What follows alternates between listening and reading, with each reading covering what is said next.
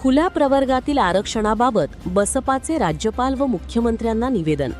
महाराष्ट्र शासनाने 14 मे 2026 रोजी घेतलेल्या मंत्रिमंडळ निर्णयाविरोधात बहुजन समाज पार्टीच्या वतीने लाखांदूर तहसीलदारांमार्फत राज्यपाल व मुख्यमंत्री यांना निवेदन देण्यात आले. अनुसूचित जाती, जमाती व ओबीसी प्रवर्गातील गुणवत्ताधारक उमेदवारांना खुल्या प्रवर्गातील जागांवर निवड करण्यास बंदी घालण्याचा निर्णय असंवैधानिक असल्याचा आरोप बसपाने केला आहे.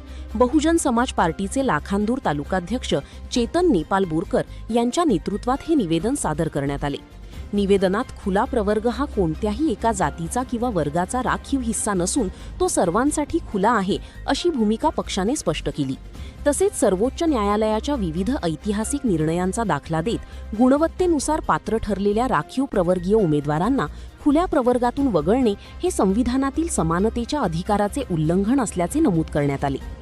बसपा पदाधिकाऱ्यांनी सर्वोच्च न्यायालयाच्या इंदिरा साहनी विरुद्ध भारत संघ, आर.के. सबरवाल विरुद्ध पंजाब राज्य, सौरभ यादव विरुद्ध उत्तर प्रदेश तसेच छाया विरुद्ध महाराष्ट्र राज्य या निर्णयांचा उल्लेख करत शासनाने घेतलेला निर्णय त्वरित रद्द करावा अशी मागणी केली.